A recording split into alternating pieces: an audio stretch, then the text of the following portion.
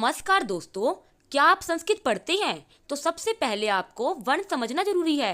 तो चलिए आज हम वर्ण को बहुत ही आसान तरीके से समझते हैं।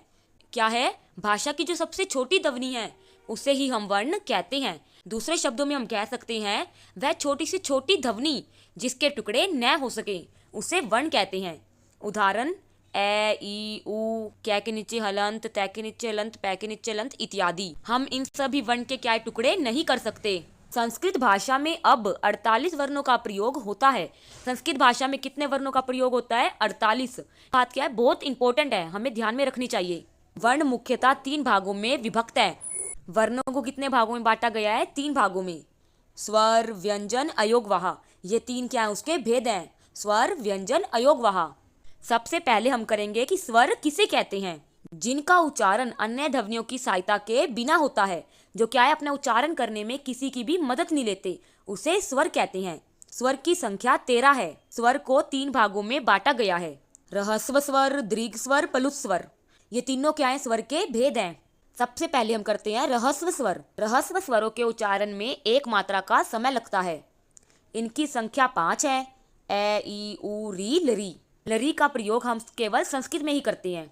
दूसरा है दीर्घ स्वर। रहस्व स्वर से दुगना समय लगता है। दीर्घ स्वर में क्या है? रहस्व स्वर से दुगना समय लगता है। इनकी संख्या 8 है। आ ई उ री ए आई ओ औ।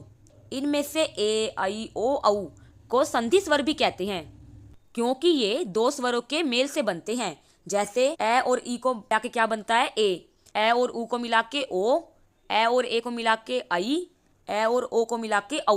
तो ये क्या है? 2 स्वरों को मिला के बन रहे हैं, इसलिए हम इसे क्या कहते हैं? स्वर संधि। आगे है प्लुत स्वर, जिसके उच्चारण में 3 मात्रा का समय लगता है। जिसको उच्चारण करने में हमें ह्रस्व स्वर से तिगुना समय लगता है, उसे प्लुत स्वर कहते हैं। जब किसी को दूर से पुकारा जाता है अथवा अंतिम स्वर को खींचकर बोला जाता है, तब प्लुत स्वर का प्रयोग होता है। प्लुत स्वर के लिए 3 का अंक का प्रयोग होता है, जैसे ओम, ओ इत्यादि।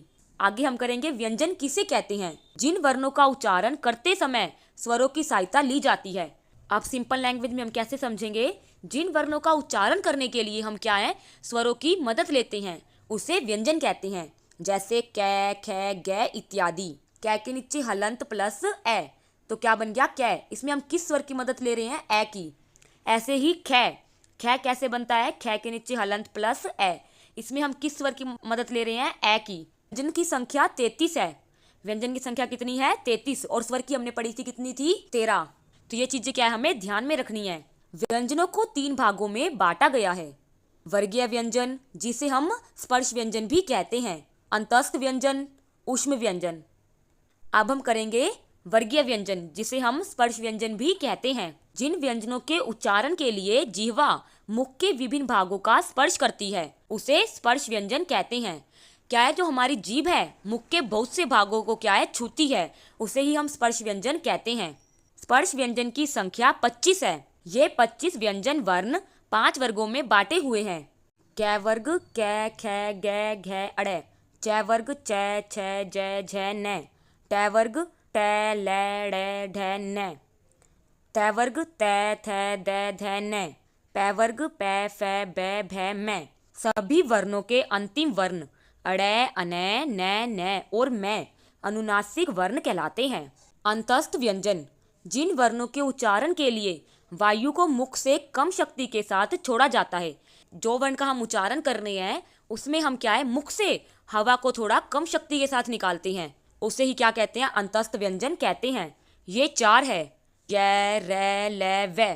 ऊष्म व्यंजन, जिन वर्णों के उच्चारण के लिए मुख में जिह्वा की सहायता से घर्षण उत्पन्न होता है, वे ऊष्म व्यंजन कहलाते हैं।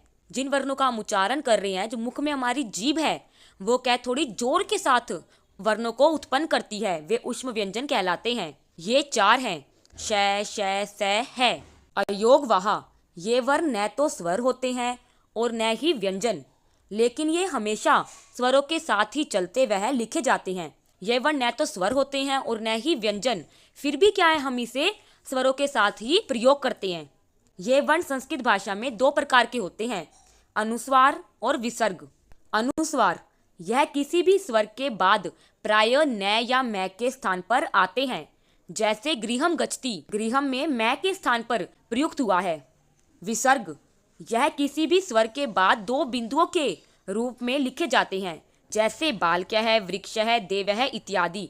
जैसे बालक में हमने क्या लिखा, दो बिंदु लगाई विसर्ग, ऐसे वृक्ष में भी दो बिंदु लगाई विसर्ग की, और देव है में भी विसर्ग की दो बिंदु लगाई, उसे ही हम क्या है, विसर्ग कहते हैं। अगर यह वीडियो आपको उपयोगी लगी हो तो इसे लाइक करें, अपने दोस्तों के साथ शेयर करें और संस्कृत सीखने के लिए हमारे चैनल को जरूर सब्सक्राइब करें।